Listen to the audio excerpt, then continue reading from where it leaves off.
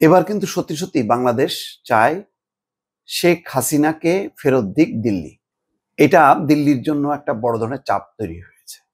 আনুষ্ঠানিকভাবেই বাংলাদেশ চেয়েছে যে শেখ হাসিনাকে ফেরত দেওয়া হোক এবং বাংলাদেশ রায় অনুযায়ী তার দণ্ড কার্যকর করবে। এটা নিয়ে কিন্তু একটা টানাপোড়েন ইতিমধ্যে শুরু হয়ে গেছে, যেটি আন্তর্জাতিক গণমাধ্যমও সেই বিষয়ে একটি বিশ্লেষণ করেছে, রিপোর্ট করেছে। সিএনএন একটা প্রতিবেদন যে সাবেক নেত্রীর অর্থাৎ শেখ হাসিনার মৃত্যুদণ্ড কার্যকর চায় বাংলাদেশ, এই পথে বড় বাধা ভারত।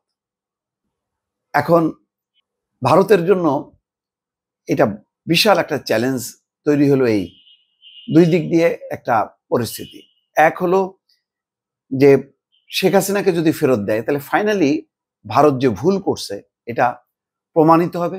ভারতের একটা রাজনৈতিক পরাজয়। এটা শুধু মোদী সরকার না, মোদী, কংগ্রেস সহ ভারতের জাতীয় পর্যায়ের রাজনীতির মানে যে বক্তব্য সেটা হলো আওয়ামী লীগ এবং শেখ হাসিনাকে রক্ষা করতে হবে। আওয়ামী লীগ, শেখ হাসিনা হচ্ছে ভারতের বন্ধু।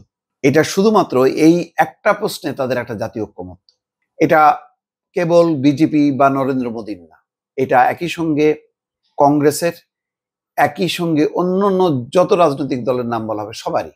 এমনকি তৃণমূল কংগ্রেস পশ্চিমবঙ্গে তারাও কিন্তু চায় না যে শেখ হাসিনাকে ফেরত দেওয়া হোক, যদিও তারা এটা নিয়ে চুপচাপ থাকে, কারণ বাংলাদেশের রাজনীতির বিষয় নিয়ে তারা জড়াতে চায় না, এতে তাদের একটা সংকট হইতে পারে।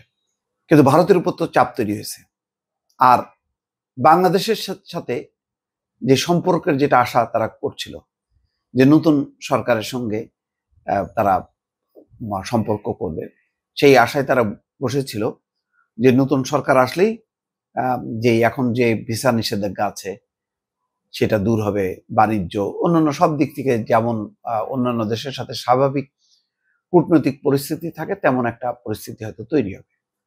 কিন্তু এই মানে দণ্ডের পর, এই রায়ের পর সেটা কিন্তু আপাতত বন্ধ হয়ে গেল।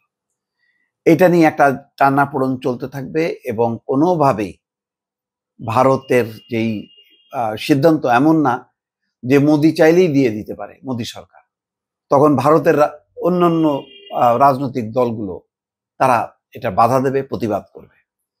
ফলে এটা শুধু মোদির উপর নির্ভর করছে না। কিন্তু এটা আরো পরিষ্কার হয়ে গেল যে বাংলাদেশে শুধু ইউনূস সরকার না, সামনে জামাত সরকার আসুক আর বিএনপি সরকার আসুক, তারা কিন্তু এই যে রায়টা হয়ে গেল সেই রায় কার্যকর হবার জন্য বারবার ভারতের উপর চাপ দিতে থাকবে। তার মানে যখনই চাপাচাপির কোনো প্রশ্ন থাকবে তখন কিন্তু সম্পর্ক আর স্বাভাবিক থাকবে না। ভারত বলবে যে দেব না, বাংলাদেশ বলবে যে দিতে হবে, কারণ তোমার সাথে অপরাধী প্রত্যার্পণ চুক্তি আছে, সেই চুক্তির আওতায় তোমাকে দিতে হবে। তুমি বাংলাদেশে একজন অপরাধী দণ্ডিত ব্যক্তিকে রাখতে পারো না।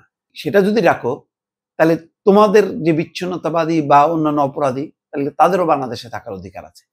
এইরকম একটা পাল্টাপাল্টি একটা অবস্থা তৈরি হয়ে গেলে যেটা আলটিমেটলি ভারত বাংলাদেশ দুই দেশের জন্য একটা নিরাপত্তা সংকটের মধ্যে ধাবিত হবে। ভারত বিপদটা বুঝতে পারছে, কিন্তু এই মুহূর্তে ভারতের আসলে কিছু করারও নেই।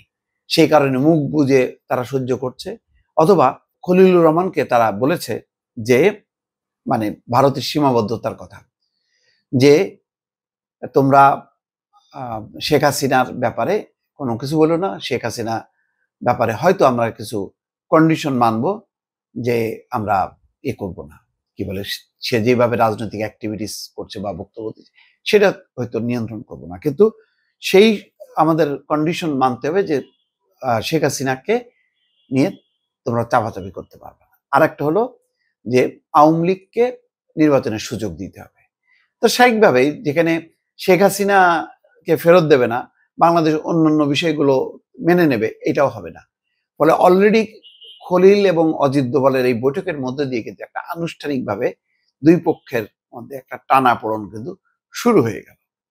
ফলে ভারত বাংলাদেশের এখন সম্পর্ক ভালো মন্দ সবকিছু কিন্তু নির্ভর করছে শেখ হাসিনাকে ফেরত দেয়া না দেওয়ার উপর।